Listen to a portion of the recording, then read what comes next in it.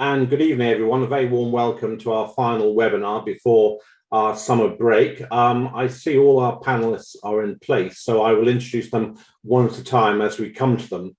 Now, all our webinars have been organised with a view to giving consumers a chance to engage in a variety of smoking-related issues, including tobacco harm reduction. Tonight's meeting is no exception. We've called it Consumer Voices Uncut because tonight's event includes a key stakeholder that regularly gets excluded from most tobacco control conferences and events, and that's the confirmed smoker who doesn't want to quit. In fact, it astonishes me that confirmed smokers are regularly overlooked by the organisers of such events because it suggests a myopic belief that all smokers want to quit or switch to vaping, when that clearly is not the case. We believe in engaging with all stakeholders, and that's why our guests have included anti-smoking campaigners, vaping advocates, ex-smokers, and confirmed smokers. So to this evening's panel, who are all consumers of nicotine, we're going to begin with Mark Littlewood, and a very warm welcome to Mark. Mark has been Director General of the Institute of Economic Affairs since 2009. He writes a regular column for the Times and is a regular guest on flagship political programs such as Question Time, Newsnight, and the Today programme on Radio 4. Now, Mark was a smoker for many, many years, and he was one of the last people I expected to quit. 2 years ago, however, he stopped and switched permanently to heated tobacco. So welcome, Mark. Simon, thank you very much. It's great to be with you. I'm sorry to have let the side down. I still kind of consider myself, at least morally, as a confirmed smoker. I'm just injecting myself with nicotine, probably more nicotine than when I was actually smoking combustible cigarettes. But I've found a way of doing it, which is apparently, so I'm led to believe, and so I do believe, somewhat healthier and gives me the same kick. So I don't think I've let the side down too badly. Okay, well, we'll come back to that in a minute. But first, we do tend to talk about lots of different issues on these webinars. When we had Randall McDonald, for example, we spent half the evening talking about haggis and Scottish history. So I know you're a big football fan. You're a season ticket holder at Southampton. So I thought we'd actually start, not by talking about smoking and vaping, but by inviting you to give your thoughts on England's progress last night and a prediction for the final against Italy. Right. I was hearing just before we went live, Simon, that a number of people had a day off today, or it was their first day of their holiday. I wish I'd had the foresight to take a day off because I didn't realise a hangover could last this long. I guess I'm now well into my late 40s. I expected England to beat Denmark probably rather more comfortably than they did. I'm going to the final on Sunday. I've lucked out by getting a ticket. And I think it's a coin flip. You'd probably say that Italy are marginally the better side over England, but England will have home advantage. Italy have gone 33 games now without defeat. But against that, England have never, ever lost a tournament match at Wembley. So one of those records has got to break. If I had to call it, I think I'd probably marginally put my money on Italy. But, you know, heart overhead, we've got to have a near as damn it 50% chance. Okay, well, I'm very envious that you're going to the match, but I know you enjoy a little flutter. So, have you actually put any money on the match? No, what I've actually done so far is to. This is what a very boring economist would call staying on the same indifference curve. So, knowing that I had a ticket to the final, which was very generously given to me by a friend of mine who can't go, but I think actually has a face value of about £500. I try to work out, forget the price, what's the value to me? I'll be honest with you, if the final had been Italy versus Denmark, I'd probably still go, but probably would have a value of £100. Given England have now made it, I reckon that was a value of, say, £1,500 to me. So what I did last night was to put £300 on Denmark to qualify, to mitigate the downside value on my ticket if England weren't in the final. I did the same thing for the England-Germany game. I kind of worked out that I would be sort of £500 upset if Germany beat England. So I put 250 quid on Germany. So my betting travails over the tournament is I've lost a monumental sum of money, but that's been offset by England's progress and is a rational kind of insurance hedge bet to do. So I guess I should probably put a grand or two on Italy to win. So I'll either walk away richer or walk away happier, but not both. Right. Well, we ought to catch up with this conversation again next week, see which of those you are. Now, let's get back to smoking. I actually want to go back to the time when you were a smoker and infamously used to come back from holiday with suitcases stuffed with cigarettes, thousands of them.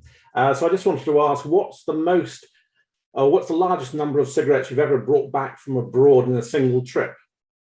Wow, I'd have to make a bit of a guesstimate here. And although I voted leave in the Brexit referendum, I thought the most persuasive personal argument to remain was that you could import any amount of tobacco and cigarettes you wanted for personal use from any other European Union country. I think that avenue is now closed to me, but the strongest argument for remain, in my view, was that you could get lots of cheap cigarettes. I would say it was about 10,000 euros worth, with the cigarettes at maybe about, Marlboro Lights was my chosen brand, at about €3 a pack. So, I mean, a suitcase full of them. I didn't see why I should pay the absurd UK duty. They were entirely for personal use. I wasn't selling them off to news agents or anything. Cigarettes don't go stale particularly rapidly. And the saving on tax and duties was more than enough to pay for mine and my partner's stay at a luxury 5-star hotel in Mallorca for 2 weeks. So unfortunately, now we've left the European Union, one downside of Brexit is I can no longer pull that trick. Probably have to pay the absurd duties that the UK actually imposes on tobacco. But to be honest with you, although I haven't and wouldn't break the law in any size, shape or form, I suspect we'll see a lot of people doing so. I mean, you know, how many bags are checked? If you are going on holiday to Spain or France or Italy, obviously when those freedoms become legal to us again, I would be unsurprised if smokers return with what is technically more than their sort of duty-free allowance. And I would say it was about 10,000 euros worth. And it costs a little bit because you'd have to book with Norwegian Airlines another 70 quid to put on another suitcase. The only purpose of that suitcase was to get cigarettes into the United Kingdom and to smoke them. Okay. Now, we've already discussed that you quit smoking, you've switched to heated tobacco. I want to talk about heated tobacco for a little bit because I first came across it probably 6-7 years ago in Switzerland, where IQOS was first on sale there. And I met somebody who'd switched from smoking, and he swore by heated tobacco. He said it was great. It was a halfway house between smoking and vaping, and it had the taste of tobacco, and it felt more like smoking to him. Now, I know that you've switched to heated tobacco. So can you tell us a little bit about it? Because there'll be people listening here tonight who perhaps haven't tried heated tobacco. Why do you like it? Mm-hmm. Did you try vaping before you settled on heated tobacco, or what? Yeah, no, that's right. I mean, I was, despite my sojourns to Mallorca and my brilliant execution of tax avoidance, Simon, I was actually keen to find a way in which I could enjoy and indulge my habit without the health risks associated with combustible cigarettes. I'm an asthmatic. I'd been a heavy smoker for 30 years. With regard to the COVID pandemic, being an asthmatic put me on the danger list, but I understand having been a heavy smoker actually acts as an insulation against COVID. So, you know, every cloud has a silver lining. The silver lining for me was I'd been a heavy smoker, but I was beginning to feel it was probably beginning to start to become injurious to my health. I started with all of these weird and wonderful vaping devices, and a good number of my friends and colleagues have switched to them. Chris Snowden vaped away on various things. But it never really attracted me because I wasn't that interested just in the, if you like, the nicotine hit. And while I'm enjoying the choice of strawberry milkshakes or blueberry muffin or whatever the various flavors were, yeah, it was enjoyable, but it wasn't a sufficient substitute. When I happened across, which I'm chowing away on now, heated tobacco, I'll be completely honest with you. If I only had 10 minutes to live, I'd light up a cigarette rather than use one of these. But this is as close as it's come to me as a consumer to a cigarette. Crucially for me, it's got the taste of tobacco, which I understand actually in terms of flavors is an extremely difficult thing to replicate. It's very easy to make things taste of chocolate, taste of strawberry, taste of marshmallow. It's extremely difficult to get something to taste of tobacco. So the taste of me, sort of, some people call it a dirty taste. I don't know that word, but the sort of rather sort of muddy, genuine taste of tobacco was something I wanted. I probably also wanted the ceremony of something that was a bit like a cigarette. And the heated tobacco product I use, which is IQOS, you mentioned that, Simon, is the one I alighted upon. And I don't think it's quite there yet, but I would say it's about 80% as enjoyable as my cigarette experience. And I've decided to, make that trade-off. I'd rather only have 80% of the enjoyment and probably mitigate any health risks, or a good number of the health risks. B, I'm also increasingly encouraged that the technology will get better. And indeed it has with the heated tobacco IQOS product I use. It's probably moved from a kind of 7 out of 10 replicating experience to about an 8 now.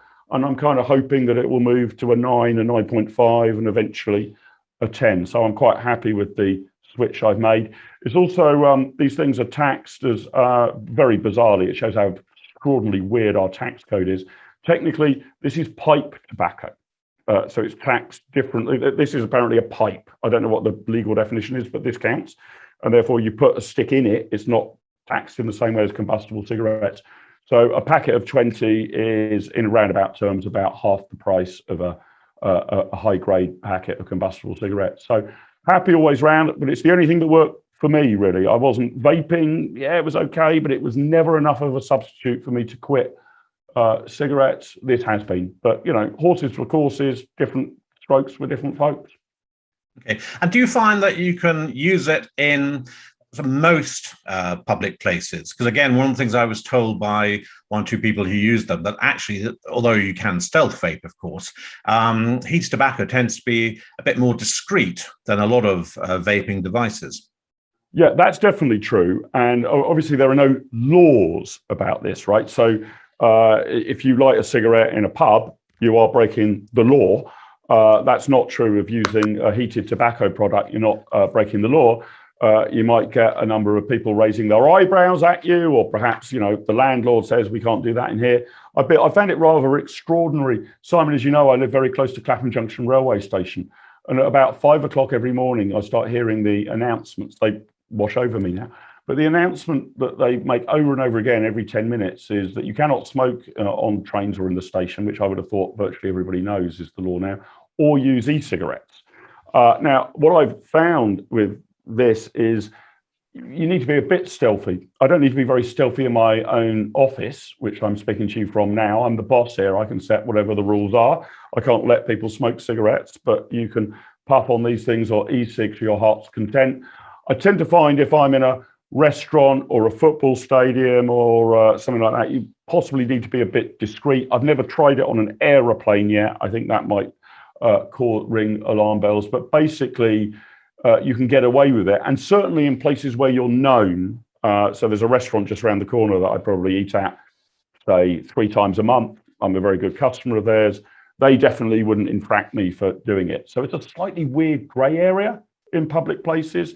But again, an attraction to me, although I wholly oppose that, as you know, Simon, the smoking ban and the restrictions that have been put on people who I think should legitimately be able to explore their own lifestyle choices without the state impeding them. Nevertheless, the law given as it is a great attraction to me that I can use this device legally in my own office and pretty much in some pubs and clubs that I regularly frequent. And those places that I regularly frequent and am a good customer of would turn a blind eye or certainly not complain about it. That's a big advantage to somebody as an ex-smoker, and something I wish I could have done with combustible cigarettes until the smoking ban came in.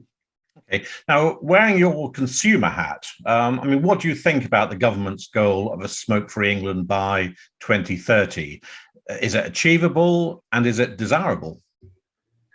It's probably achievable. I think the sort of steps you'd have to take to achieve it could be unbelievably draconian.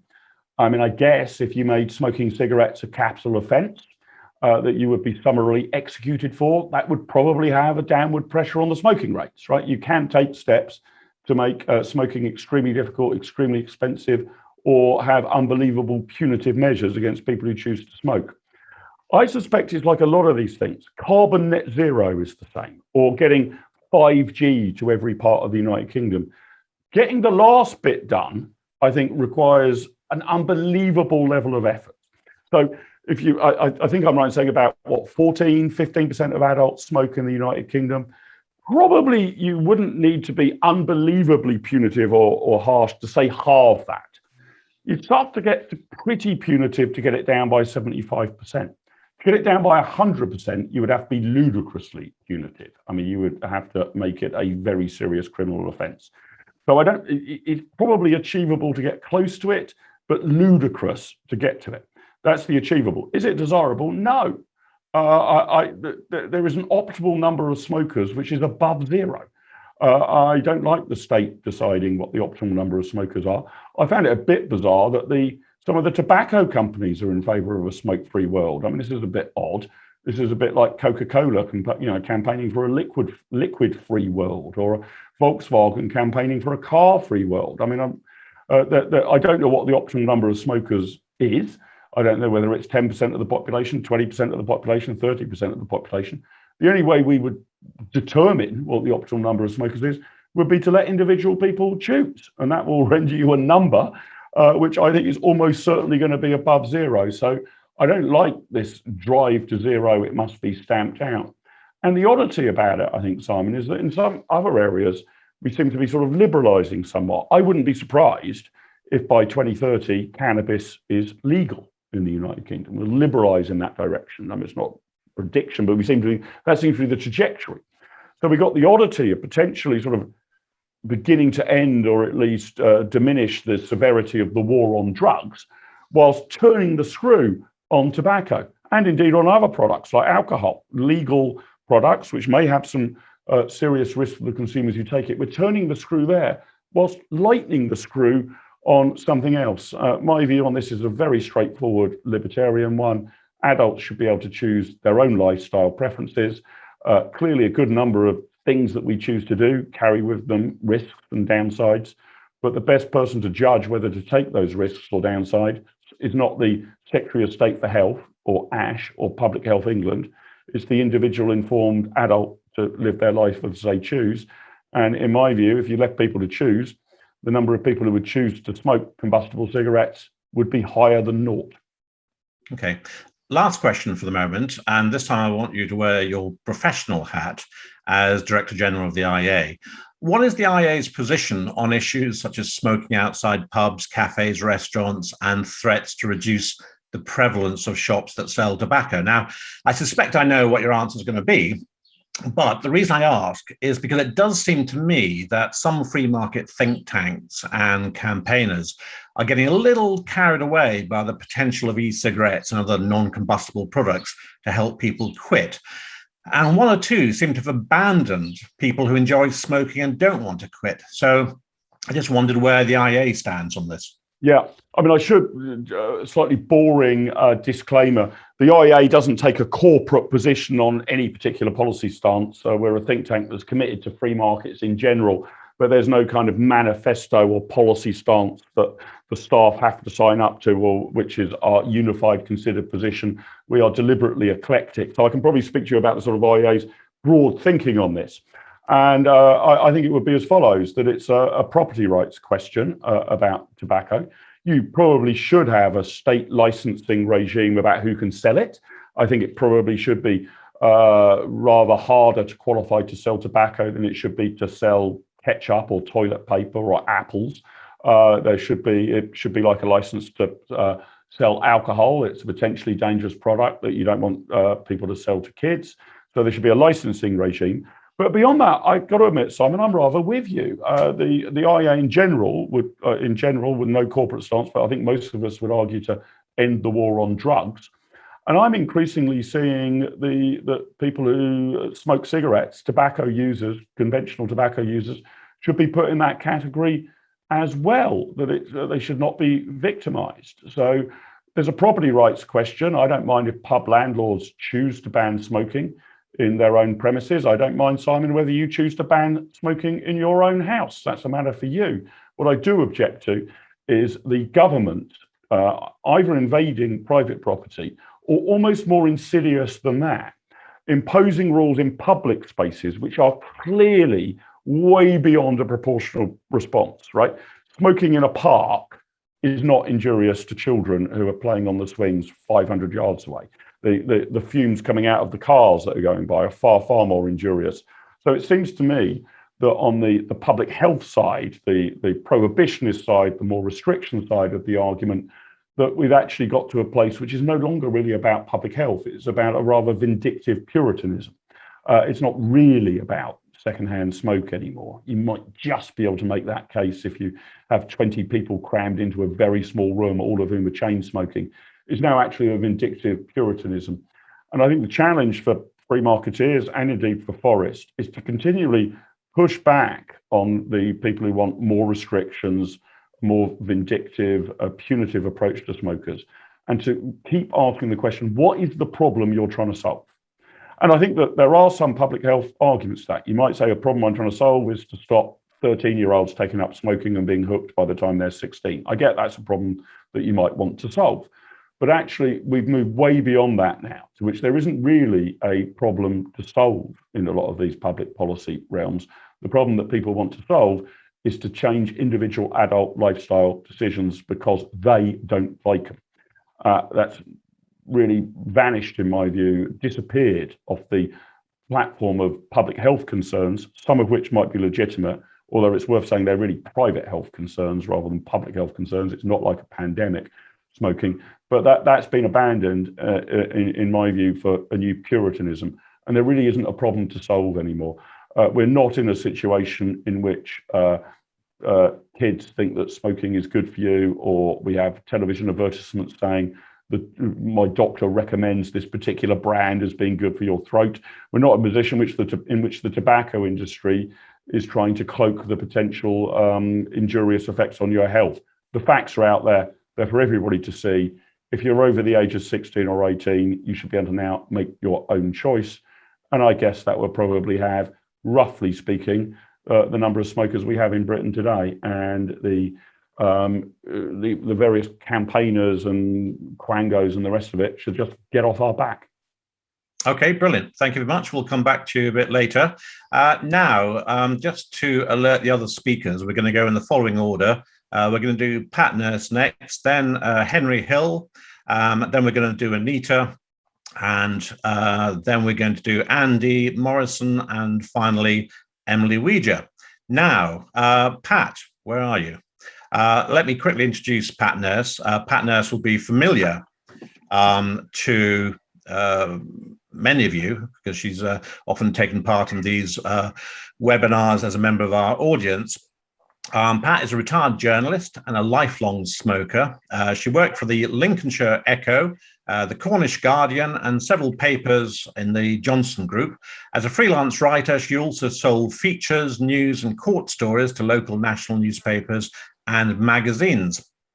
She's also been a teacher and a mentor to journalism students, guiding them through researching and writing industry standard stories and features. Now, Pat, great to see you here this evening. Hello. I almost feel I don't have to ask you any questions because I feel like we can just wind you up and let you get on with it. But journalism is quite a good place to begin, actually, because in your experience, how has journalism changed in the way it reports stories, and especially issues such as smoking? Well, I remember writing, I used to write the Health Echo, and there was a paid-for advert from what was then known as the Health Promotions Team. It was before public health was a thing. And actually, I think local health authorities had health promotion teams that would, advise about things such as smoking and health, and they would advise about things like AIDS and contraceptions and sexual and all sorts of things like that. So they took out a paid-for advert about smoking and getting people to quit and all of this. So I asked if I could do something on the other side, why I wouldn't quit, basically. And my editor was all for that. If I asked permission from the health authority who were paying for the ad, obviously. It was an advertorial, they used to call them then. So I rang, and actually the person at the other end said, you know what, that would be great, because it'd actually be interesting to know why smokers like yourself don't want to quit. So in those days, I felt it was a two-way thing. You could converse, you could have one side of the argument, and then you could have the other. And then it got so that in the end, I'd left the Lincolnshire Echo by then. So, I had, I couldn't say what stories would be or not. But I do remember when I did I think it was the first anniversary of the smoking ban. And I did a protest in the bus station in Lincoln, whereby I got a group of people, not a huge group, it was just a small group. We just wanted to make the point, and we smoked in the bus station as the one place where I don't think we were injuring anybody else's health. I thought the buses were perhaps worse. And actually the Lincolnshire Echo refused to cover it, just would not cover it. So, and I found more and more and more, it's almost as if they feel it's irresponsible to cover the smoker's view or the other side of the argument. That's not to say that, they don't, although I think they tend to want the smoker as the useful idiot. Here we've got the idiot, and on the other hand, we've got the saviours, the ones who want to save this poor, foolish, stupid woman, that sort of thing. That's tend to how I feel it. Well, that's a good point, actually, because I was going to ask you, you're often invited to defend smoking and smokers on TV and radio.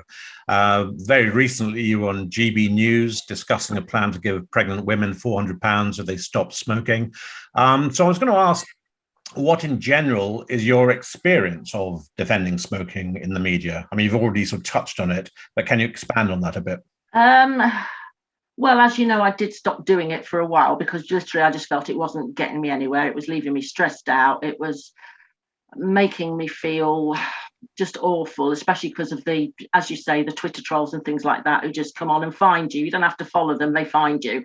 I mean, they find me on Facebook, even if I don't follow them and I'm not on Twitter. And that gets hard, and then of course you've got your family, and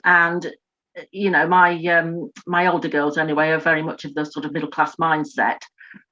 So whereas they accept I'm a smoker and I smoke and that's fine, and neither of them believe the rubbish about passive smoking harming anybody, they just don't. I think because they grew up in a family of smokers, from a family of smokers who were from a family of smokers. That's just it for us. It's maybe a cultural thing that runs through our family, and that's fine. But I think sometimes their friends may be slightly embarrassed if their mother is in the paper, the stupid smoker kind of thing. Yeah. Okay. But you're unapologetic about smoking. And what I admire about you is that you're also passionate about defending your habit. Yeah. So where does this passion and sometimes anger come from? Well, I don't know. I mean, maybe because, as I said, I've always been around smokers. I know you don't like to hear it, and I'm sorry to say it, but it's just a fact. I started smoking at 8 years old at a time when a lot of children smoked. I wasn't the only one. You look back to the early 60s and mid 60s, and you'll see any number of sort of social history photographs. There'll be kids somewhere in there in a park or something smoking. That's what we did. All I know is that I remember I wanted to smoke. I don't know why I wanted to smoke. I don't think it was to do with my parents, because ultimately kids never want to do what their parents want to do. They always want to do something different. I think it was maybe because my older siblings smoked. And whereas I didn't actually get on with those, weren't people I looked up to. My brother probably was the one I did look up to more because he was more fun. And actually my first cigarette I won from him, because obviously the others would just tell me to get out of here if I asked him for a cigarette. Just no, go on, get lost. But him, he said, yeah, go on, I'll fight you for it. And he was trying to show off with his mates who were there. And literally, I don't know how I did it, because that thing where they hold you like that by your forehead and you're sort of swinging your arms and you can't hit them. Anyway, he looked at his mates, let go. And that was it. I was in there. I jumped on top of him and I jumped up and down on him until he submitted. And then I earned my first cigarette. So yeah, maybe I've been fighting all my life to smoke right from the very first. I don't know why I did, but I feel that smoking, I would never have considered myself a smoker before 2007. I would have said I was many things. I would have said I was a journalist, a mother, a sister, a daughter, a friend, anything. I would never have said I'm a smoker. I would have considered myself more a person who smokes, in the same way as I'm a person who drinks coffee or a person who likes tea or a person who eats chocolate, But after 2007, I felt it was an identity that was forced upon me. It was like a sign was put around my neck saying, smoker kick here. And inevitably, when you feel like that, you're going to fight back. Well, you're going to do one of two things, I think. You're either going to say, oh, I'm sorry, I'll never smoke again and I quit. I don't want to be bullied anymore. Or you'll say, you know what, I've had enough of this and I'm not going to take this anymore and I'm fighting back. So can I just, you haven't asked me, but I just wanted to mention something on tobacco harm reduction, which is often used as a weapon against smokers, I feel. And when we talk about tobacco harm reduction, we never talk about tobacco harm reduction by still smoking. Basically, it's a code word for quit, isn't it? Or forced to quit. But tobacco harm reduction, it's like today, it's like if I feel I've smoked too much, like Mark Littlewood said, he just felt he was smoking too much and he had to do something because it wasn't really suiting him anymore. When I feel like that, I literally just stop smoking for a while. I've got a cigarette here and it is actually my first today. And I thought to myself, because this is what I do, I just say to myself, right, I'm not going to smoke for today or half a day or whatever. And that's how personally I reduce my harm from tobacco. I just literally cut down majorly the amount I smoke. And I know that that's not possible for everybody. Everybody's got their own way. But that's my way, and it may be other smokers' way. And I think when we talk about tobacco harm reduction, we should either be honest and say what we're really talking about is forcing smokers to quit or asking them to quit. And if we're really talking about tobacco harm reduction, we also need to talk about those ways that might suit smokers like me, which is basically cutting down or finding different ways to smoke. And by that, I mean, maybe you could put 2 filters in your cigarette instead of 1. I've also got a heated tobacco pipe. So that, it looks like a vapey thing, but instead of putting oil in it, you just put tobacco in it. You screw the top on and you've got the pipe to smoke out of. I'm not actually sure personally whether that feels any different to smoking a cigarette or not, but I do know that I can hide and smoke among vapors with that. And in addition, I've just ordered myself my very first smoke buddy, which people may want to know about, because a smoke buddy is a thing. If you do smoke heated tobacco or vape, the smoke buddy is the thing. You take the top off and you blow your smoke into it, and then all your smoke's contained in there. So you kind of keep it to yourself. You don't spread it in the room or anywhere else. I think this is the great thing about the free market, isn't it? As things become a problem, a solution is found. And I think with vaping, it only really became a thing when smoking was banned in pubs. And maybe if smoking hadn't been banned in pubs, people wouldn't really have bothered. Okay, now you mentioned the smoking ban, and that's the point at which you sort of identified yourself as a smoker. Now, the smoking ban was. I felt the identity was put upon me. I didn't feel. It's not something I would have called myself. I felt it was something that was pushed upon me, and yeah, that's how people think of me, and guess how I think of myself now. No, I understand. The smoking ban was obviously brought in on the pretext of protecting bar workers from the effects of secondhand smoke. Well, we know it was also designed to try and force people to quit. And obviously, since then, there's been a raft of legislation, the display ban, plain packaging, taxation has continued to go up. Have any of these measures at any point encouraged you to think about giving up? And no. Okay. What would we've talked about the government wanting England to be smoke-free by 2030. Can you envisage any policy beyond, as Mark said, basically making it a criminal offence? Can you envisage any policy that the government might introduce that would actually stop you smoking? I think they would make it a criminal offence, actually. I think ultimately that's what they will do, because basically they don't care about the views of smokers. The more that they can push them and push them and push them into a minority, the more that they've got a group of people that they can criminalise with nobody going to complain about it, basically. They've also got vaping now, which is the sort of, well, what's wrong with you? You can vape, duh, what's your problem? So with all of that, I think ultimately they will actually criminalise it. Yeah, that's not to say it will stop me smoking. I don't want to break the law. But if I'm pushed into being a lawbreaker because of who I now am, the identity they pushed upon me in the first place, well, what do they expect? I'm never going to quit. In 10 years' time, which is when they want their smoke-free thing, if I'm still here, I will still be smoking. I can assure everybody of that. Okay. Thank you, Pat. We're now going to move on to Henry Hill. Now, I want to thank Henry because I think this is the first day of your holiday, isn't it, Henry? And are you in Northern Ireland?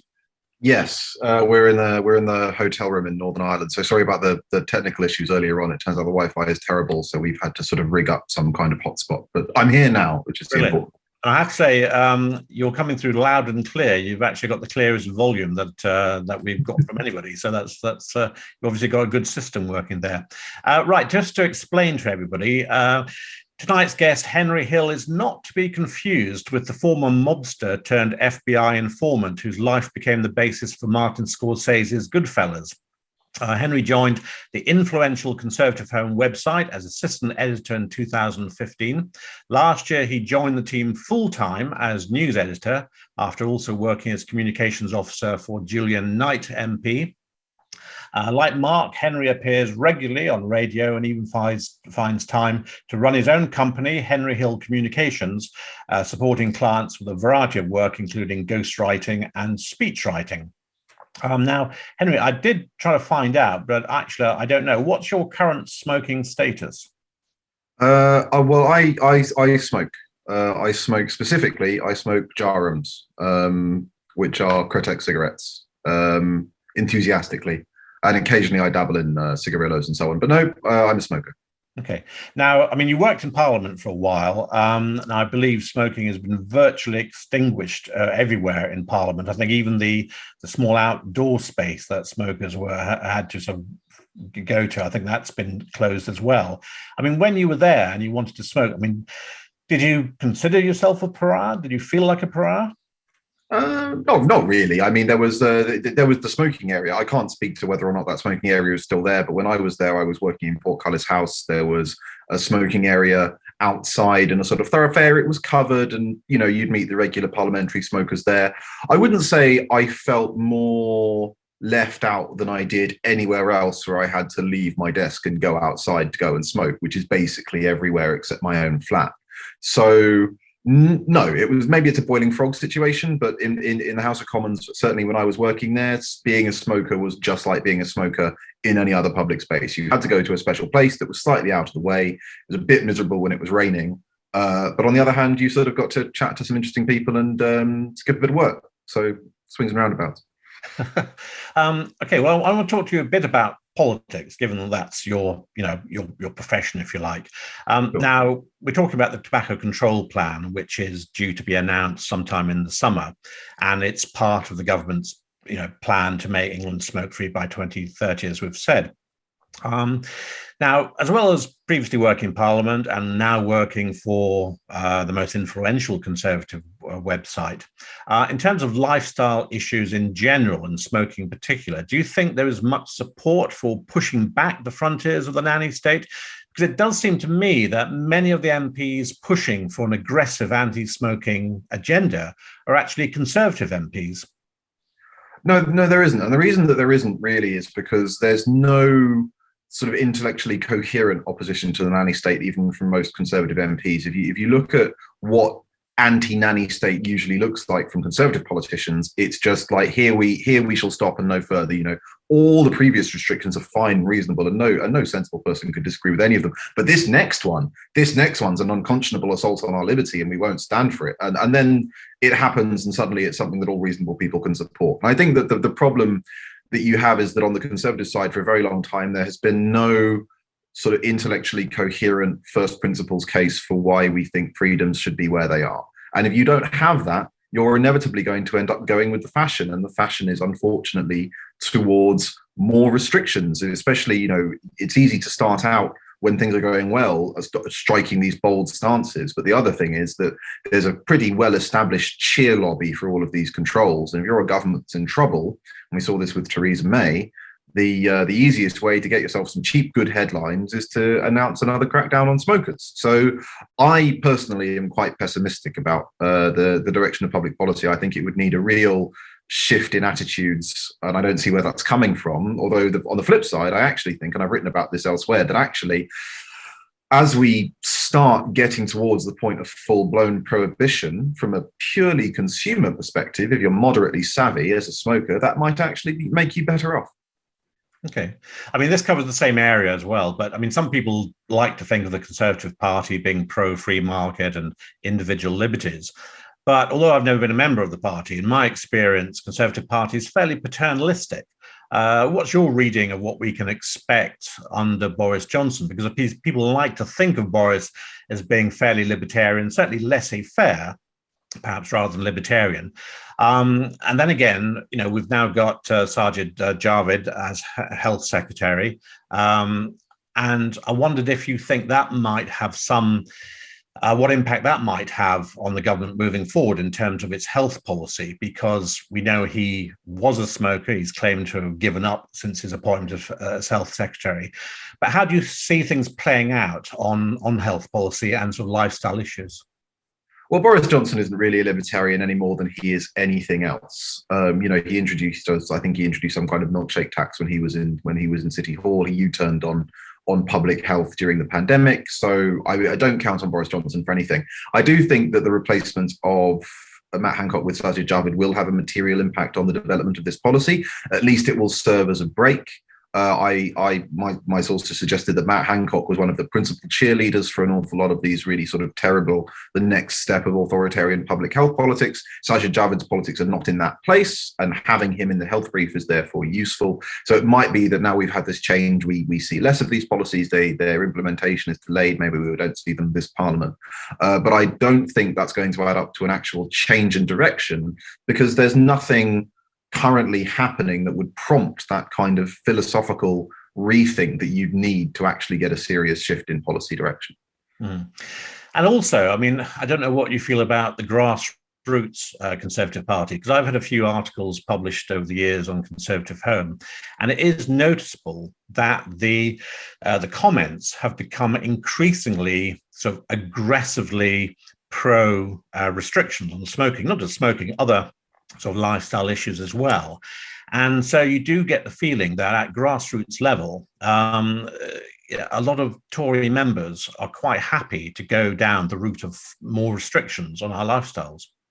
Oh yeah, sure. I mean, don't take the Conservative Home comment section as indicative of anything other than the Conservative Home comment section. I don't think I'm doing the site or our readers a disservice by attaching that warning level to the people who dwell below some of our articles. But no, in general, the British public are wildly authoritarian. I think any time that they're polled on anything like this, that comes out. There was polling out today suggesting that more than 25% of Britons would like to keep nightclubs shut forever, just in case COVID comes back. One of my favorite bits of polling ever was during the London riots in 2011, when YouGov decided to test a load of potential police responses to what were not really that dramatic riots. And a third of Brits said, yeah, we'd like to use live ammunition to put that down. So you never go wrong by trying to overestimate the authoritarianism of the British public. And that affects the Conservatives as much as anything else. I think it's an unfortunate fact that temperance movements, historically, they do have a strong base. It used to be, back in the 100 years ago, they were rooted in religion, but I think the instinct is there whether or not the people are religious. People like telling other people what to do. There's a particular problem in this country, of course, because there's this sense that anyone who's living unhealthily is costing us money because we're paying for the NHS, which I think is particularly toxic, but it is there. And so, no, I wouldn't, don't be surprised. The Conservative Party is not a libertarian party. It has never been a libertarian party. And its members will support, if this is the direction of travel, its members will be there as much as in line with the rest of the population, I'm afraid. I mean, do you see the war on smoking as being a bit of a middle-class war on working-class communities? Because, I mean, I accept that, smoking rates have fallen right across the board, but I do feel that there is this sort of element of the sort of goody-goody middle-class people who've given up smoking, looking down their noses. A lot of people who continue to smoke. And of course, we know that the majority of smokers these days are from C and D socio-economic backgrounds and so on. And I think that the Tory party does reflect this to a certain extent. It's sort of middle-class people looking down their noses at people who are still doing something that they gave up decades ago. Oh, absolutely. And you can see the class dimension of public health policies at pretty much every stage. If you think about the smoking ban, for example, now, before COVID, force them to shut, hopefully temporarily. I hugely enjoyed sort of patronising some of the smoking lounges on St James's, where shockingly they carved out an exemption in their smoking ban for cigar smokers. But the fact that lots and lots of working class pubs that didn't serve food, which were originally going to be exempt, are going to the wall because the big chains like Wetherspoons lobbied to have them their exemption removed. That's fine. So if you think about it, this was a bill drawn up by a Labour government, and they made an exemption for cigar lounges in St James's, but not for working class pubs. And it's the same if you look at alcohol, attempts to crack down on alcohol. It's always now, because alcohol is something the middle classes have not given up, it's always minimum unit pricing. So that's something that hits the sort of cheap alcohol that might be drunk by working class drinkers, but the nice stuff that the people drawing up the bill like to drink, that's not going to get any more expensive. So I think that the classist element of public health legislation is, and again, this goes all the way back. If you read George Dangerfield, The Strange Death of Liberal England, one of my favourite passages in that is the way that he describes the way the Conservative Party back in the days when it was actually run by aristocrats and all the rest of it, it had a huge well of working class support because it supported the right of working men to drink versus the Liberal Party, which was often informed by sort of more Puritan attitudes. And therefore, lots of pubs became effectively, they were described as the political fortresses of the Conservative Party. So, one of my hopes, I think at the moment, it's a fairly forlorn hope, is that if this sort of realignment that we're starting to see with the Conservative Party winning more seats in the Red Wall and so on continues, the party might start recognizing that there is an electoral or sort of a culture war angle that they could take, standing up against some of these restrictions, recognizing the huge impact they have on the disposable incomes of some of the least well-off people in our society. I'm not optimistic, but no, absolutely, public health policy is intrinsically classist and pretty much always has been. Okay, final question concerns an issue that's come to light really just the last few days, given that Boris is banging on about the need for us to take personal responsibility after July the 19th, which is, good news that somebody is saying that.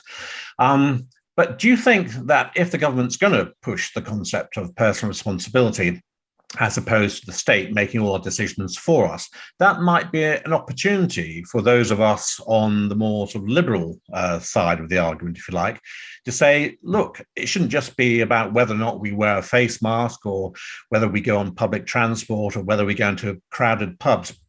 Personal responsibility should also apply to lots of other things as well. Do you think it's possible that, we can make an issue of that and take that forward?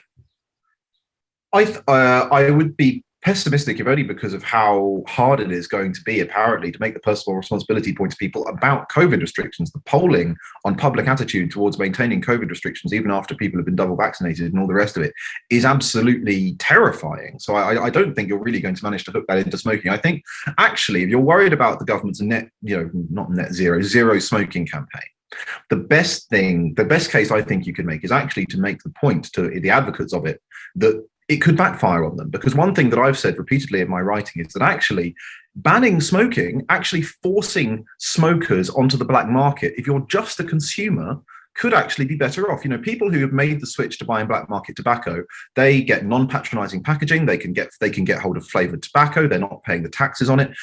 They get an experience that's actually, and this is awful to say, but it's true. They get a consumer experience which is much more like the experience of people who buy actually illegal drugs, who can get tax-free home delivery. All of this and all of these services. And so I think that actually the case that if you really want to prevent this zero smoking strategy, the case to make to the government is actually you're better off having 10 to 15% of people paying through the nose for legal, properly regulated tobacco than forcing the hardcore of smokers to make the jump into the black market. Because when they do make the jump, they won't come back. And that money will then be going not to the exchequer, it won't be going to legitimate tobacco companies, it will be going to smugglers and organised crime. And I think if there's a case to be made, that's the case. Yeah, that's a good point, actually, because certainly in Canada, since they've sort of legalized cannabis, most consumers, my understanding is, have actually stuck with the black market because it's cheaper. And the government has made the mistake in Canada of overtaxing cannabis. So people say, well, why should we pay these prices? Well, we can actually get it from our old suppliers. Anyway, thank you very much, Henry. Right, we'll come back to you later. Moving on to Anita now. I want to introduce you to Anita Chowdry. Anita is a visual artist, a researcher and educator based in London. She's been involved in gallery and museum-based education for most of her working life. Running public workshops and education programs and staff development workshops. Institutions she has worked with include the British Library, the British Museum, the V&A, the School of Oriental and African Studies, and the Bodleian Libraries in Oxford, which makes Anita sound incredibly establishment, but she is a smoker. And I'll start, Anita, by welcoming you, but also, can I ask you, when did you start smoking and why? Oh, thank you very much, Simon. Well, I started smoking in the late 70s when I was an art student. And I think I probably started smoking because it was cool to be an art student and cool to be a smoking art student. But actually, I found very quickly that it wasn't really about appearance so much as my actually enjoying it, to the point where it was an adjunct to my creative work. So now I'm terrified of stopping because I don't think I can think or do creatively without feeling I've got those cigarettes there. So I get terribly nervous if I'm running out. And I think, well, I've got a shipload of work to do. How can I do it if I don't have enough cigarettes? That's interesting because, David Hockney makes very much the same point, that he says he doesn't actually smoke a lot while he's actually painting or working, but he does like to have regular cigarette breaks, perhaps every 15, 20 minutes or so. And he says it's good for his mental health. Would you agree with that? Yes, definitely. I think I've smoked so consistently since, so that's 80s now, more than 30 years and 40 a day, and unapologetically, that I probably would not know myself as a person who doesn't smoke. It's interesting you mentioned that you perhaps started because you wanted to look cool or fit in perhaps with other students, and we do think of people in the arts being more bohemian than most, and therefore one would think they would be more tolerant of things like smoking. Is that your experience, or has that changed over the decades? I think it's changed greatly because there's a huge faction in arts and education, particularly, which is involved with disseminating work that has a social conscience. And so, of course, what better than to take alongside with this the whole anti-smoking campaign? And of course, it's so easy because the canned arguments against smokers are there. The propaganda to demonize the smoker is already there. It's ready-made. So I think I've noticed there's been a growing faction in the sort of art and education community of being very much anti-smoking. So, another opportunity to patronize and, talk down to the poor deluded smoker.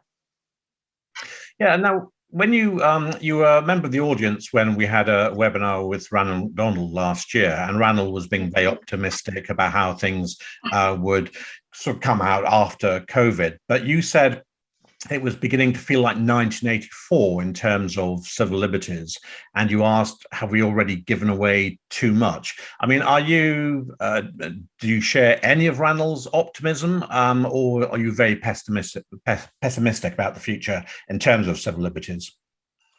I must say I really admire Ranald's optimism. It's very refreshing, and it's lovely to hear somebody speaking with such an overriding confidence, and I'd like to have more people like that. But I cannot help particularly in the wake of COVID and the hysteria that has attended what are perfectly sensible precautions, but there's always the sensible precautions, which you could translate into, yes, there are reasons why smoking's not bad for you. No, nobody's going to dispute that. But it's always tacked on to this. Let's go over the top with some real nasty hit hard propaganda that we can really hit people with, and we can create a scapegoat group, and we can brainwash people into this kind of playground politics attitude, where we will point to a target, and you're totally in your rights to go nah, nah, nah, nah, nah, and vilify that person. Now, I found that growing, not necessarily just in the creative community, but in community in general. I began to notice it from the 90s, where it seemed to be perfectly okay for perfectly civilized people to completely forget all the conventions of common courtesy and civilized interaction with other people, and to say with absolute conviction to a complete stranger the equivalent of, oh, you are a nasty person. They could be gratuitously rude to me or anybody else who smokes without having an iota of guilt that they were transcending the basic codes of decent interaction. I mean, I wouldn't walk up to a complete stranger standing outside a shop and make some judgmental remark to them. I mean, how dare one? But because of the propaganda, I think there's this sense that it's okay for perfectly nice people to turn into these playground bullies as soon as they see the designated target. And I think this is where my pessimism comes in, when I see how easy it is to manipulate public opinion, how willing people are as a group to find a target, to accept your scapegoat, and to throw all your metaphorical shit at this accepted scapegoat. It's what the original concept of a scapegoat was, wasn't it, in the ancient Jewish community, where is that right? I don't know exactly what it is, but every losing me a bit on this. Yeah. I mean, the scapegoat was an actual fact where people would offload their sins onto a goat and send it off into the desert. So it was a metaphorically shedding of your own sins, your own baggage, and pushing it away. So that way you're rid of it, you're cleansed, you're on a higher moral plane. It's kind of ritual bathing. So I suppose we become the agency of the ritual bathing of the community that wants to feel virtuous. I think there's a modern word for that. It's called virtue signaling.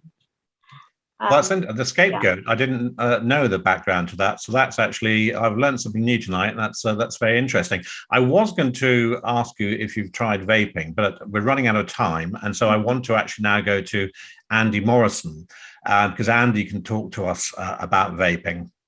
Andy is ex-Royal Air Force. He's now, which you might be able to guess when you see his background. He's now a self-employed IT specialist living in Scotland. He was a pack-a-day smoker for 40 years before he accidentally switched to vaping in December 2011, so almost 10 years ago. In recent years, he has assisted with various vaping-related studies in Scotland and is currently involved in helping people make the switch, as well as getting free e-cigarettes to those that need them. So welcome, Andy. Hi, Simon. Long time no speak. Well, indeed, I think that one of the last times we spoke, after talking about football with Mark a bit earlier on, I should mention that Andy and I both support Scottish football teams. And one of the worst days of my football life was when my team, Dundee United, lost at home 3-0 to Andy's team, Morton. We were both at the game, or other sides of the ground. And I have to say, I don't want to be rude about Morton, but United have never played so badly or lost to such a terrible team. But I won't go into detail. Actually, on that day, you were far, far better, which was really depressing, I have to say. Anyway, I hate to use this word, but can you tell us about your smoking to vaping journey? Oh, yeah, surely. As I say, it was about December 2011, and I was lying in bed one Sunday morning reading the Sunday Mail, reading the football stuff, and then you get to the bit at the back where you got all the silly big adverts about the big slippers and what have you. And I saw an advert for e-lights, and I thought, oh, what's this? Have a go. They're pretty cheap. They were doing a half price offer, so I ordered one of these things up. Opened it up when it arrived, tried it, and thought, my God, what a lot of rubbish this is. Um, and then I decided, well, hang on a little minute, let's see how they work. Opened it up and found out a bit of wire, a bit of wadding inside this little filter thing on the end of the cigarette. And I thought, well, this has got potential. So I looked around online, found out, there was ways to refill these things, making it cheaper. And eventually got in touch with the forums, the likes of Dave Dorn, who was doing VTTV at the time. And, they pointed me in the direction of getting decent kit and just kind of sparked on from there. One of the things that Mark touched on earlier on he's quite right in what he says. Trying to find a tobacco flavoured e-cigarette that replicates combusted tobacco is nigh on impossible. You just can't get it. The sort of flavours they substitute are like caramels, vanillas, and the likes of that, but it doesn't nearly replicate tobacco, combusted tobacco in particular. But there's a company in Glasgow, a new startup that are basically they've come up with something that's pretty close, and I've been helping them. So yeah, basically that's my story. Sorry, I wandered off on a tangent there. Okay, I mean, from your point of view, what is the best thing about vaping compared to smoking, aside from the reduced health risk? Well, it is. It's all down to the health, Simon. I've never felt better on it. I do pick up a cigarette occasionally. When I get a good drink inside me of a Saturday night, I'll maybe pick up a cigarette because it's just social. It's more social than anything else. But no, it's pleasant. It does have its downsides. It's very difficult to get people to switch over. Even the ones that want to switch over, you've got all sorts of side effects like sticky mouth, headaches from the nicotine if you get too much nicotine, and it's a bit of an exact science for each individual, to get right. And a lot of people do slip back into smoking because they don't understand how to combat the kind of side effects, if you like. But no, certainly health-wise, I've never felt better, since I stopped smoking. I was smoking all sorts of stuff, tobacco, cigarettes, roll-ups, pipe tobacco. I used to go to Germany and pick up all my flavoured pipe tobaccos. The stuff you could get there was incredibly cheap and much better than the stuff you could get here. Mm-hmm. Now, I know that unlike some vaping advocates, I know you're very careful to focus on smokers who want to quit rather than targeting every smoker. Do you think there's a risk that some vaping advocates are actually driving smokers away from vaping because vaping advocacy is seen by some smokers as part of the smoking cessation industry? I'm not really seeing that, to be fair. You do get them. I've seen them in the pubs. Go on, try this, try this, try this. But that's not where I'm coming from at all. If anyone expresses an interest, I wander about the streets with pockets full of e-cigarettes, lots of different ones. And if I happen to be in the pub, and I'll go outside with the smokers. I'm on your side here, certainly on your side here. I'll go outside with the smokers, and if someone expresses an interest, I'll pull one out of my pocket and say, "There you go, try it, see how you get on." And if they do want to carry it forward, then I'll help them. But no, I'm not into coercion at all. whether it be smoking, vaping, heat not burn. Again, a lot of the vapers I get really annoyed with, because they say, oh no, if you use heat not burn, then it's not the same as quitting smoking and all the rest of that. To me, there's a continuum of risk. You've got the smoking, I dare say roll-ups are worse than tailor-mades. I don't honestly know. But then you've got your heat not burn, then you've got your e-cigarettes, and then even further down the line, you've got snus. So it's each to their own as far as I'm concerned. But if someone wants to give vaping a go, they can come to me. In fact, yesterday, there was a call out on Twitter from someone just across the river from me in Clydebank. Said, I'm desperate to stop smoking. I jumped in the car, drove over there, and within half an hour, we found an e-cigarette that she likes. So good news. Whether she's still going to get on with that or not, it's up to her to come back to me now, and say, oh, look, I'm really not quite getting on with this or whatever. And I'll go back and help her again. But, as far as I'm concerned, that's job done. I sort of envisage you wearing some sort of cape when you do this. Yeah, cape like crusade. Batman to the rescue. Yeah, no, I'm really still very much in touch with the NNA as well. Although I'm no longer a trustee, I'm in regular contact. In fact, I was speaking to Martin Cullip, the chair of this afternoon, and many of the trustees. In fact, one of the trustees put me in touch with the Simon community up in Glasgow, and between the lot of us, we managed to get 1,000 e-cigarettes delivered to them, and I believe there's 1,000 going to Edinburgh as well. So I give them a little bit of coaching on how to, help people to make the switch. And they're basically dishing these out to all the homeless people in Glasgow that want to give it a go. Yep. That's the sort of thing I'm into now. Yeah, I should mention that the NNA is the New Nicotine Alliance. I mean, if you were at a party and you bumped into Pat or Anita, I mean, what sort of discussion might you have with them? Well, that's very much down to Pat or Anita. I mean, there's no way I would try to coerce them into, try this, try this, try this. I was a smoker myself, and I found myself wandering from one battle into another. I found it just ridiculous. I couldn't understand why they would want to ban e-cigarettes. Smoking, I put up with it.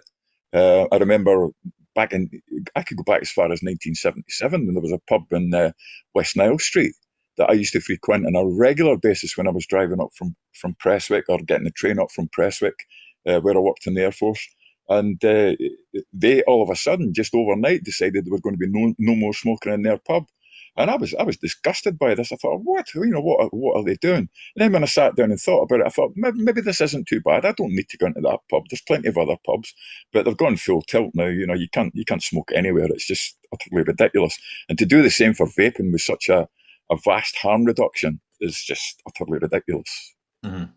I mean, we've talked this evening about the government's new tobacco control plan. Of course, the vaping industry and the vaping advocacy groups are lobbying government to try and change some of the restrictions on vaping. What would you like to see the government do in terms of nudging people towards vaping?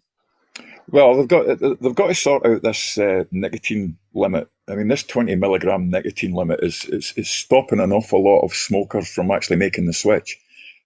When I go out, and I can tell pretty well straight away, if someone's interested and they pick up an e-cigarette and I've got 20 milligram liquid in it and it's on full voltage, you know that they're not going to make it. And you can just see it in their eyes. This isn't cutting the mustard with it. So what I'll do is I've always got at least a couple of bottles of 24 milligram nicotine in my pocket. I mean, it took 36 milligram to tip me over. And, I'll say, right, okay, hang on. And I'll fill a tank with 24 and I'll watch their eyes light up. It's great, So if they would stop this nonsense about the 20 milligram nicotine limit, then that would be a great start. And it would capture an awful lot more smokers that want to quit. Mm-hmm. And what about marketing?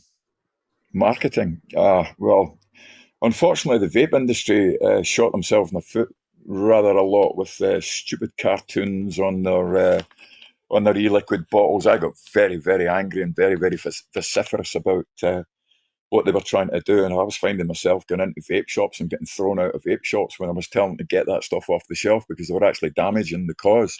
I won't name any vape shops or companies in particular, but there was one down in Preston that just was way, way over the top. So marketing, yeah, it's a difficult one, but get away from this, cartoons and, stuff that is attractive to children. And also some of the flavour names are quite ridiculous as well, which they do appeal to kids. There's no two ways about it. I would like to see less of that. Mm-hmm. I mean, I mentioned smoking cessation earlier because, I personally feel, looking at it from the outside, is that e-cigarettes are increasingly being seen purely in terms of smoking cessation rather than in terms of a pleasurable consumer product in its own right. It appears that the vaping industry is so worried that it will be seen as something that might appeal to non-smokers, although there's no evidence at the moment that more than a handful of non-smokers take up vaping, having not smoked previously. But as I say, what the danger is to me that e-cigarettes will eventually be seen purely as a smoking cessation tool, something that rather than the pleasurable product it can be. Yeah, that's very true, Simon. It is a pity that it's going down that route. From my point of view, I look back to when I was a kid. I started smoking at 11. Now, I firmly believe that if e-cigarettes were around at that time, which obviously they weren't, then the chances of me actually smoking would have been cut in half at least, because vaping to me is much more pleasurable because of all the different flavors that you can have and all the rest of it. And anyone that's you could go both ways. Anyone that smoked a cigarette and then tries vaping, if they're not hooked on smoking already, then they're going to opt for the e-cigarette, provided it provides the same amount of satisfaction. But generally that satisfaction is only there when you've been hooked on smoking beforehand. Yeah, it's a very difficult one to call, but I would much rather people see this as a safeguard against smoking for the youngsters. It gives them an option. Okay, I know smoking's bad for me. I've heard, they should know that vaping is not quite as bad. Therefore, they might choose that instead of smoking. And kids will be kids. They'll try something, And it's just a shame that back in my day, cigarettes was the only option there. Mm-hmm. And what would you say to groups like ASH, who are generally pretty positive about e-cigarettes, but they've made it pretty clear, along with a lot of other people, they see vaping as a short-term way of getting off cigarettes, but they certainly don't want to see people using e-cigarettes in the long term. Basically, the goal of most people in the tobacco control industry is to get people off nicotine. Do you see that as being the real danger going down the line, that the end game is not to stop people smoking, it's to stop people consuming any form of nicotine? Yeah, absolutely. I'm sorry to say, but I've got no time for Ash or any of the people that surround them, none whatsoever. They are, they're draconian in a lot of ways. I'll give you an example. Maybe not so much Ash, but likes of stop smoking services. And again, I don't speak for all stop smoking services here, but the local one here to me, I went in to see them at one point and I said, look, what do you do when you've got a smoker that's desperate to stop smoking? They're not getting on with patches, they're not getting on with gums, they're not getting on with inhalators. Oh, well, we just push them down that route. We just keep pushing them, and if they leave, they leave. I said, well, how would you like me to give you my phone number, my card, my new Nicotine Alliance card? I was in part of a study at the time, and we were giving out free e-cigarettes. Would you get them to give me a call and see if e-cigarettes will work for them? Oh, no, we can't do that. And I said, well, why ever not? Well, it's nicotine, isn't it? So yeah, it's entrenched, unfortunately, and I can't see a way out of it.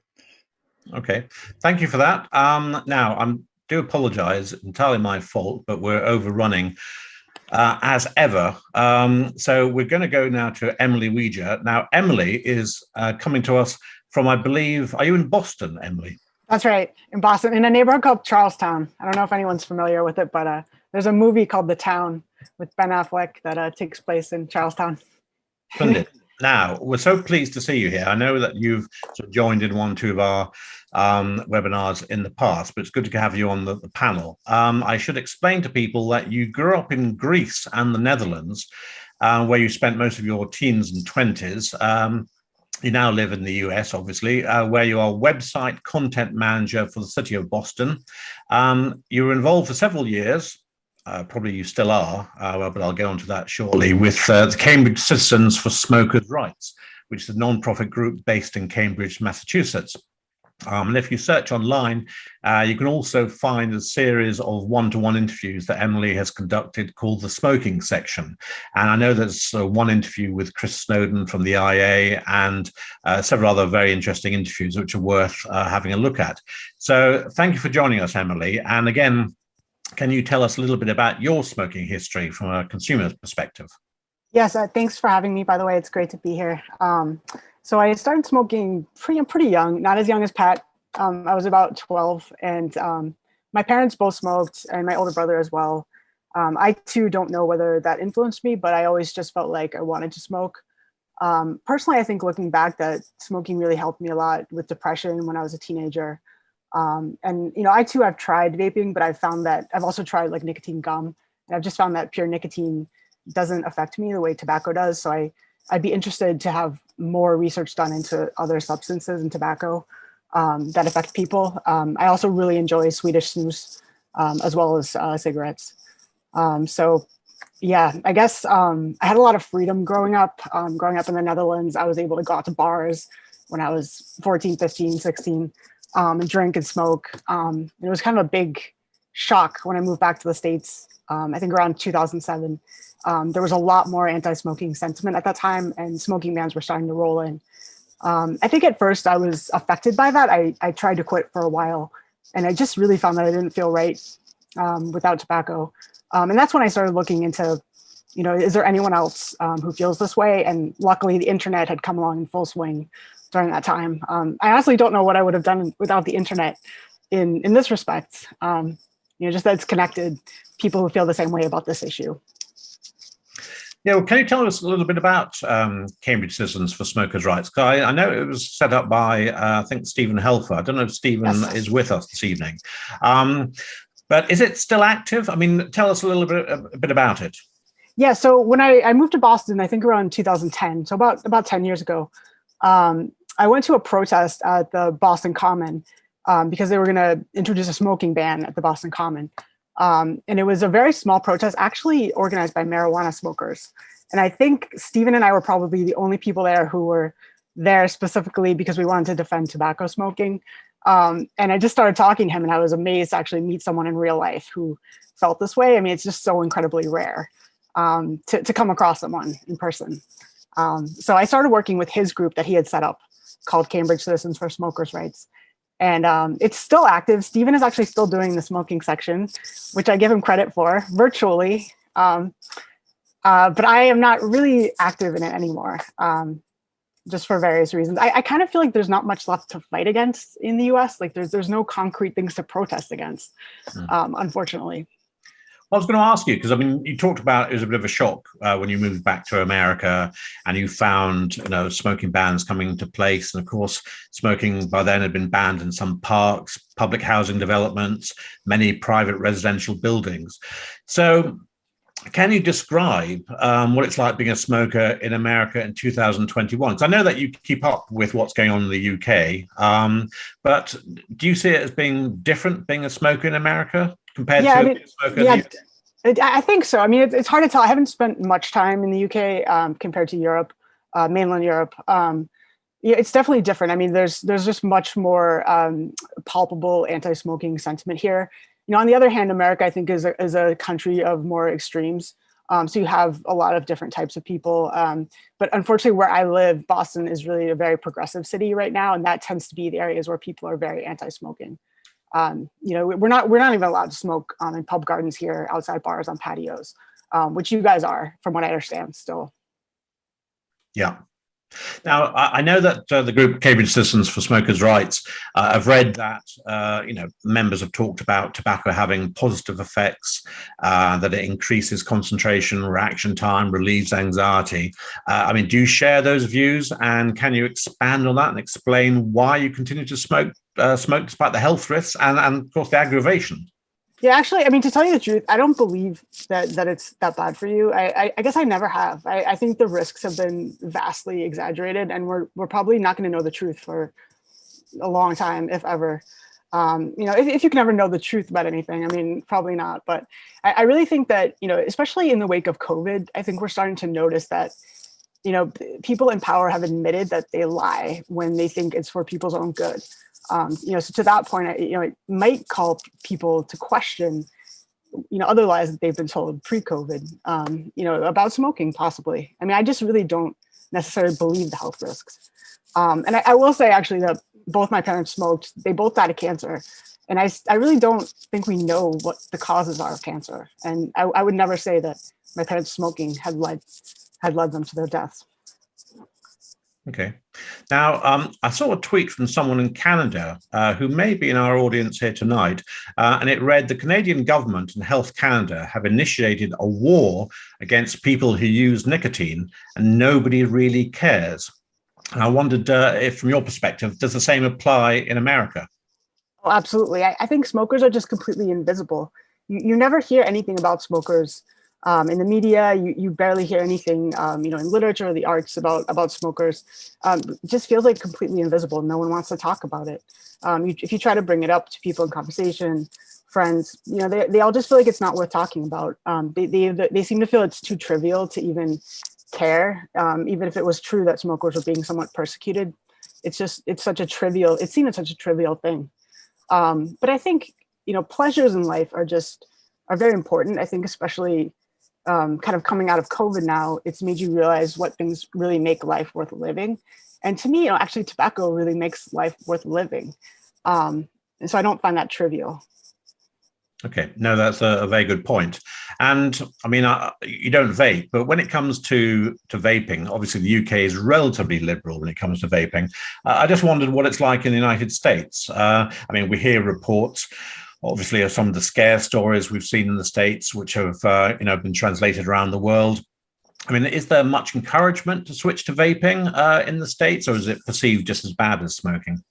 From my perspective, it seems to be pretty popular. There was definitely a backlash against Juul the last couple of years because it was really popular among teenagers here, kind of a trend, I think. But vaping actually seems to be fairly socially acceptable. And I often notice, it's been a while, but I went to my first kind of live concert last week at a venue. And I noticed, again, people, kind of secretly vaping in the audience. So it's definitely something you can get away with out in bars or at clubs. It seems completely socially acceptable. No one seems to really mind it. Okay.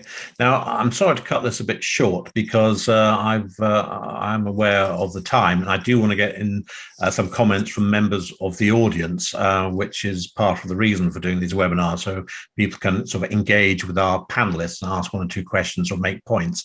I'll hand over to Rob, and just making the point that if people can make their points, as short as possible, then we can get back to our panelists and let them have their say as well. So thank you to everybody I've spoken to. Back to you, Rob. Great, thanks very much, Simon. So, I think we'll try and keep it fairly sort of short and sweet comments if we can possibly do that. So there's a few hands already up. So if we start with John Mullen. Rob, hi, and good evening to the panelists. I'm with Forest in Ireland. And my point is, and I've heard so many of them, particularly Andy about vaping, and Mark earlier about it as well, and Anita. I don't know if you know, but nicotine is a naturally occurring byproduct of the nightshade family of plants. It's actually completely natural. An ex-head of Ash UK that Simon could name for you has said it's the same sort of hit as having a cup of coffee in the morning. It's completely harmless in the doses that you're supposed to get. Like any product, alcohol, for example, when you take an overdose of alcohol, you poison your system. That's what a hangover is. But if you take it in the kind of doses that make sense, it's perfectly harmless for you. So the nightshade family of plants, of which, incidentally, the potato, the tomato particularly, and the peppers are part of the nightshade family of plants. Look it up sometime. There is a case to be made for what's good about nicotine. Thank you. Great. I should have said that if you would like to let me know you'd like to speak, then if you go to the bottom of the screen and look for the reactions button, and then there's a button there that says raise hand, and you'll see these little yellow hands appearing. If you don't find it under there, go to participants. In older versions of Zoom, you'll find there's that shows you all the people that are on the call, and there's a raise hand button there as well. Anyway, thanks very much, John. Marcus. Yes, thanks, Rob. Despite it being several hundred years since the English Civil War, I believe that this country is still comprised of Roundheads and Cavaliers. And it doesn't surprise me that America's gone the way that it's gone, because Puritans seem to go over there en masse as well. So my question to the whole panel is, do you agree? Is Britain still a nation of Roundheads and Cavaliers? Brilliant, thank you very much. Now, the aforementioned Stephen Helfer.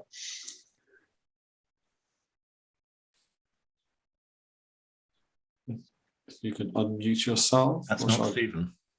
Oh, Stephen. Are you? Or did you call on me, Rob? Yeah, I did. Yeah. This is a question to the panel. We have many smokers who are here today who have smoked for 30, maybe even to 60 years.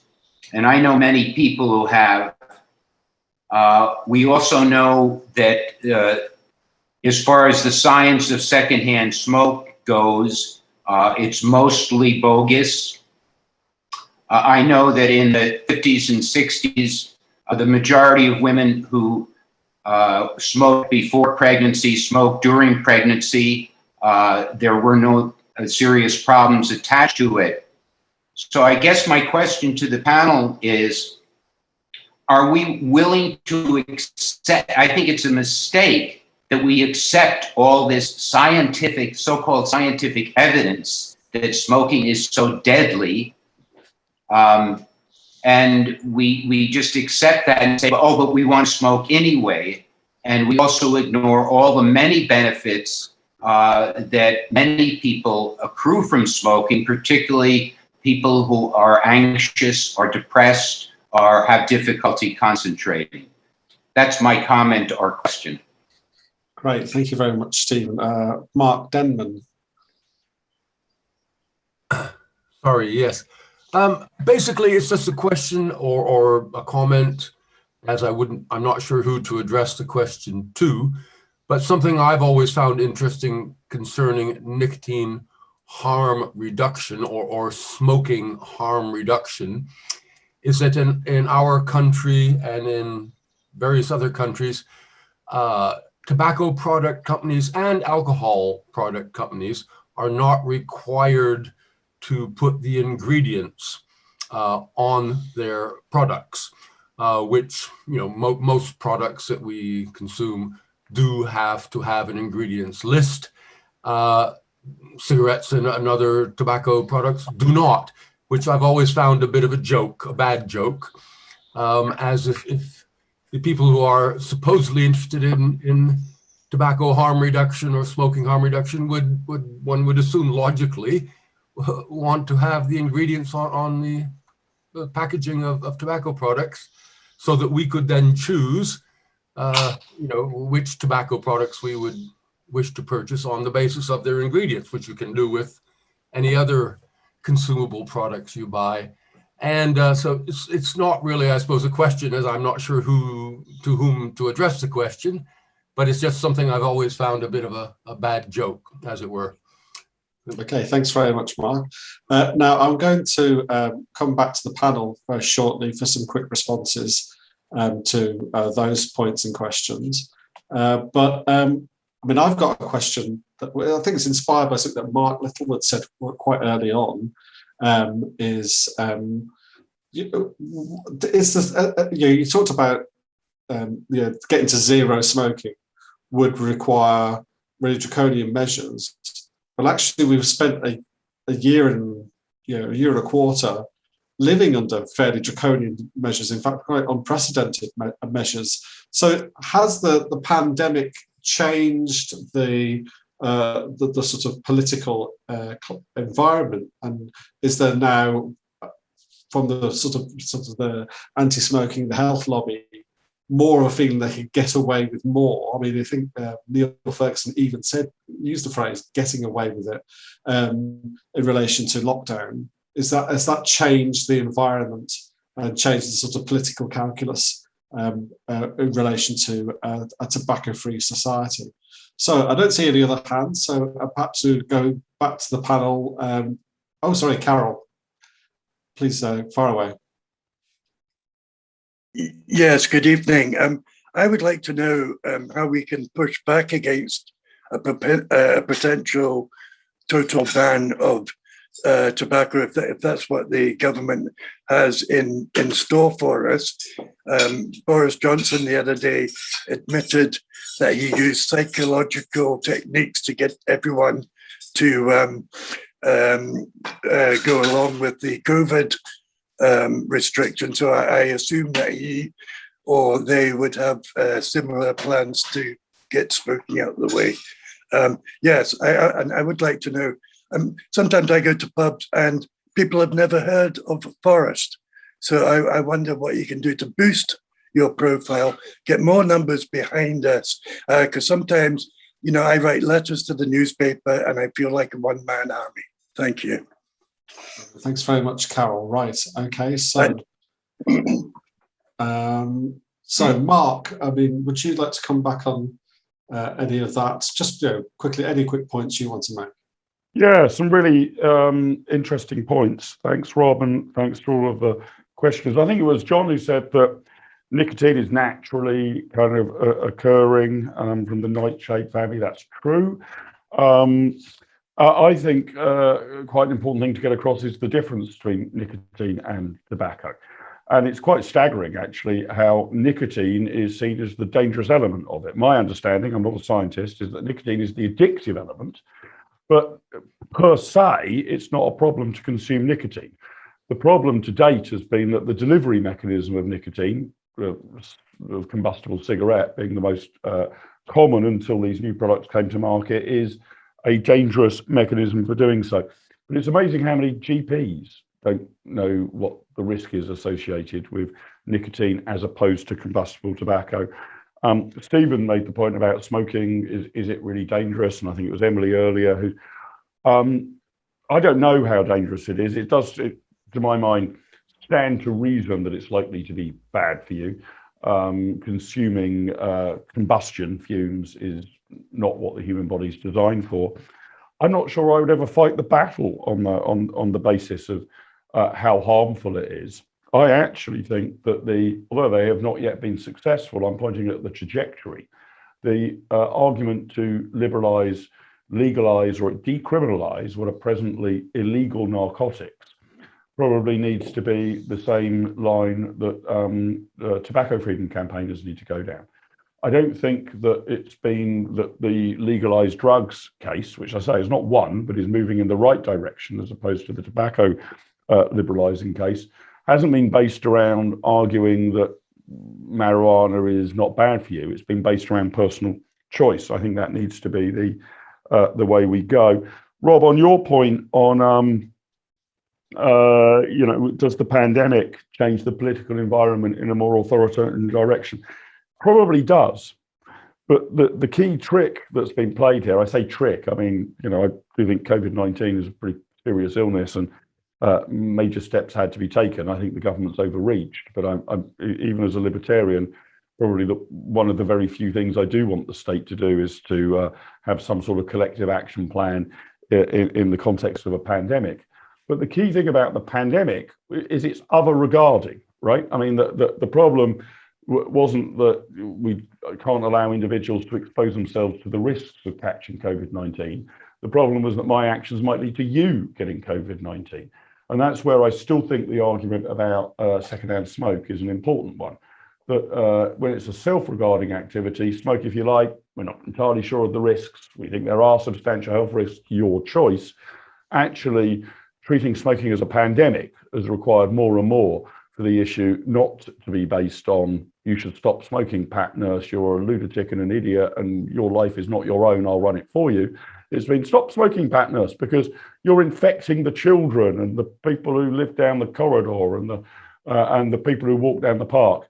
It's the other regarding element that I think has changed. And on Carol's point, I mean, Simon's a good friend of mine, and I hugely admire the job he's done at Forest. And talk about acting in a non-benign environment. God Almighty! I mean, it's an incredible job and a task that Forest has on its hands, and under Simon's leadership. But the thing that needs to be cracked, and I just don't know how to crack it, but is, to Carol's point, why aren't there more consumers of tobacco who are active or outraged about this? I think somebody might be able to correct me on the exact numbers, but I think it's about 14% of adults who smoke in Britain. That's way more than the number of people who are gay, for sake of argument. I mean, this is a pretty colossal minority of people who are being taxed extraordinarily heavily on their lifestyle choice, who are being, sort of victimized, persecuted, I would even say. I'm not sure what the trick is to politicize that baseline of support, which is colossal, way more than people who, I don't know, engage in countryside sport. But my God, look at the rebellion against fox hunting. Again, way more than the number of people who are not heterosexual, but look at Pride Month. And it might be something psychological about smokers that perhaps, with the exception of the people on this call, perhaps smokers are generally, by and large, self-hating. They actually are not proud of the fact they smoke, or to Pat's point, don't identify as a smoker, think it's just something that they do, rather than something that's endemic to them. But somehow or other, I think to sort of win the battle on tobacco freedom is going to require tackling this dilemma and unlocking the problem of why it is that there is 14% of the adult population, 14% of the voting population, who are being taxed to oblivion on this lifestyle choice, are being inconvenienced and persecuted, yet that's not a salient matter for them, apparently. It's not the sort of thing that would change their vote or get them out on the streets. By and large, the people on this Zoom call are an exception. But if you were to say, to look at other lifestyle pursuits like countryside sports or whatever, you get a much more robust, much more sizable politicization. I don't have any solutions to that. Simon and I have discussed it at length. I don't think the tobacco industry itself does a particularly good job of trying to mobilize or even communicate with consumers, although I appreciate that there are some legal restrictions in the way. But that's going to be the trick. To win the political battle is not just about having the right argument, it's about having the force of numbers to prosecute that argument. And somehow or other, that requires, I mean, there'll be libertarian-leaning people such as Simon, who doesn't smoke himself, who will defend our rights anyway. But it requires somehow to work out in those, whatever it is, 7 or 8 million people, what makes them care about this identifying characteristic of their life, the tax that they pay, and mobilize them on the back of it. Until somebody can work out what the answer to that conundrum is, and I'm not pretending I've got the answers, I think we're likely to be on the back foot. But as soon as somebody can work out how to solve that conundrum, how to mobilize, politicize, and get these 14% of adults here in Britain to agitate, then I think it's plain sailing. You would only need a very small number of these people to become politically active for it to become a very, very powerful force. But I'm not quite sure what key unlocks that. And the search for that, I think, is a vital question that we should ask ourselves, not just what our arguments are and how we frame them, but how do we get several million others to be sufficiently agitated about this, because I think they should be rationally. The tax bill alone is eye-watering, but somehow or other it's not a mobilizing feature. Being a smoker, being a fox hunter is, being gay is, being a miner, somebody who works down the coal mines is, being self-employed or a mother or a care worker or an NHS worker. These are mobilizing features, but not being a consumer of tobacco products. If we can change that, I think we start winning rather than losing. Great. Okay, thanks very much. Pat, do you have any final comments you'd like to make?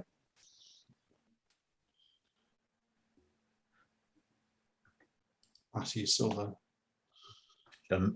Unmute, Pat. I am unmuted, I think. There we go. Right now. I mean, yeah, 1 or 2 points.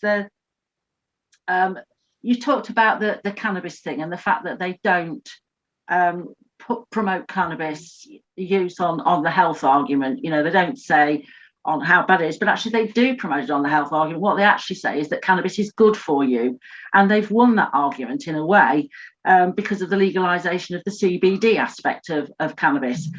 Now, to me, I see that a bit like smoking and vaping. They're kind of related in that way. So CBD is like cannabis with the fun taken out, and I see vaping as sort of like smoking with the fun taken out. So that's just on that. As for the ingredients, so I mentioned that. Well, you know, we used to have ingredients on our tobacco packets. We used to have how much nicotine was in it. We used to have what blend of tobaccos were there. So we could make choices on that. Unfortunately, plain packaging removed all of our consumer rights to product information and also to brand recognition and price comparison. That was all taken from us. All other consumers are entitled to that information, but we are not. I'm a Cavalier. I'm definitely not a Puritan, and I agree with that. We have seemed to have split into lines of Cavaliers and Puritans, Roundheads and Puritans. What will it take people to stand up and fight for this? I don't know. I mean, you keep hearing the argument, don't you, that it's trivial. It's a trivial issue. Well, you know what? If it's so trivial, why is the government spending billions on it? You know, it can't be so trivial. If it's trivial, if it's important enough to put all this money or this effort or these quangos into getting people to stop, then surely it's not trivial if on the other side of that you're saying, hang on a minute, I don't want to be pushed around like this. You know, to me, it's not really about smoking anymore. It's about how people who smoke, and we are legitimate consumers, let's face it, we're doing nothing illegal. You know, it's about how we're treated as consumers. And as for the SHS, passive smoking thing, I actually don't believe that it's a big issue. I don't believe I'm harming anybody else, and I just don't. I think with 21st century ventilation, it's almost as if we've gone back to the Middle Ages and we can't, you know, we've got all these scientific breakthroughs, and yet we can't seem to come up with a decent ventilator to take care of secondhand smoke. And on that, if it was so dangerous, so absolutely dangerous, why did they go for drunken adults in pubs first rather than children in the home? The truth was, it's not dangerous. It was used as the excuse to start to denormalize, which is also known as stigmatize people who smoke. So they went for the pubs first because that was the big thing. They don't talk about the health of bar workers anymore when they talk about the smoking ban of 2007. They actually talk about how it was good for denormalizing smoking. So I think they even know, actually, that passive smoking is not a risk. So that's all I've got to say about that. Okay. Thanks very much, Pat. Henry, any concluding comments you'd like to throw into the mix? I think Henry's gone. Oh, well, that's fair enough, really. Sorry. So it's Anita. Anita, any final thoughts?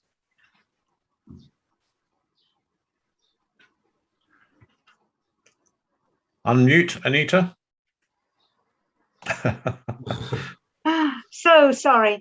Yes, I feel very educated from having heard a lot of different approaches, but actually it's what last comment, was it Rob? Sorry, I think it was Rob, or was it Mark? No, it was Mark, sorry. Mark's comments, which are almost advocating that we organize ourselves to mount a La Révolution, promoting smokers' rights. Now, there's a few elements of data here that I wasn't aware of previously, which thank you for making us aware of, Mark. Firstly, that I didn't realize that 14% of the adult population are smokers, and that's a sizable minority. What I also didn't realize is that this is a larger minority than the other minority groups that Mark quoted as being a lot more vociferous about their rights. But it made me think that when you do think of the groups he mentioned, like you mentioned fox hunters, gay people, I don't know, you could add all sorts of other things, single mums, whatever. The fact is and this is where I think Pat Nurse's comment was important, is that we don't identify as a phenomenon called a smoker. We may, all of us, well be members of the other minority groups. I'm a single mum. Somebody else may be gay. Somebody else might have issues with the countryside. So I think that's important, that we don't identify ourselves primarily as smokers.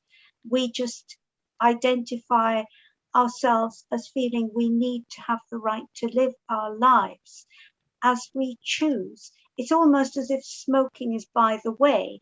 It's the general concept that we've got this huge sort of judgmental lobby against one aspect of who each of us is and what we do. And I think maybe that's the thing we need to address as well. Great. Okay, thanks very much, Anita. Andy, your final thoughts? Yeah, on nicotine and addiction, I find this subject very, very interesting indeed. Yes, it's true that nicotine is found in all of the nightshade plants like tomatoes, aubergines, cauliflowers, potatoes, and a few others, peppers. And I've often heard it said that without nicotine you couldn't survive. You must have a certain amount of nicotine in your system at any given time. Whether that's true or not, I don't know. But I've often found that people are addicted to smoking, not so much the nicotine. It's more the hand-to-mouth action, maybe a social side of it, maybe the flavour of a cigarette. It's not always the nicotine, and the amount of people that switch to vaping that seem hell-bent on reducing their nicotine levels for some reason just doesn't seem to work with me. There was also a very interesting webinar that the New Nicotine Alliance did with Konstantinos Varsalinos, and he was mentioning that smokers were way underrepresented in the COVID problem. Now, he was explaining that nicotine actually attaches itself to the ACE2 receptors, which is what COVID goes for. Now, if nicotine's on those receptors, then COVID cannot get in. So that was a very interesting point of a possible positive side of nicotine. As I say, don't try to reduce your nicotine. It just doesn't seem to work for me with people that do make the switch. You often see them struggle. They say, I've got to get down to zero nicotine. If they could invent an e-liquid that gave you the same throat hit as what nicotine produces without the nicotine, then I reckon a lot of smokers would probably get on quite well with that. The problem I find with nicotine salts, although a lot of people love nicotine salts because it's nice and smooth, nicotine salts at 20 milligrams does not give me anywhere near the same throat hit as free-base nicotine does at, say, 8 to 10 milligrams. So it's for me, it's not the nicotine. It's a host of all other things that kind of perpetuate the need to smoke or vape or whatever. Okay, brilliant. Thank you very much. And finally, Emily, your final thoughts. Yeah, just in response to a couple of things that Mark said, and also Pat. Even though I'm a libertarian myself, I call myself a libertarian. I've come to believe it's actually a mistake to argue the smoking issue and possibly other issues along those lines, just because I feel like people just don't really care about freedom anymore. They're really willing to sacrifice their freedom when they're afraid of their health. I think it's just not going to work with this issue, and we've seen it just doesn't work. No one's listening. So I would argue that we need to start promoting what are actually the benefits of tobacco and smoking. As Pat mentioned, the way it's been done with marijuana, I think it's extraordinary that the foremost thing in most people's minds right now about marijuana is actually the benefits that it has. I've heard that it also has health risks, but I don't know much about them, and I don't think most people care much about that. Okay, brilliant. Now, John and Ross, I would love to take you, but we're so massively over time as it is. So I'm afraid I'm just going to hand back to Simon to just do the final comments. Thank you very much, Rob. Thanks to all our panel. Mark Littlewood, Pat Nurse, Henry Hill, Anita Chowdry, Andy Morrison, and Emily Wieja. thank you so much for taking part. I'm sorry that we've overrun as we have. I take full responsibility, personal responsibility indeed. Thanks to our audience and everyone who's attended our series of webinars since they began in June last year. We hope to be back in the autumn. Hopefully we'll all be out and about visiting all our favorite music festivals. I've never been to a music festival in my life, and I don't intend to start now. But I do intend to go back to the pub. Until then, enjoy the summer, and wherever you are, enjoy the relaxation of COVID regulations. Thanks again, and good night.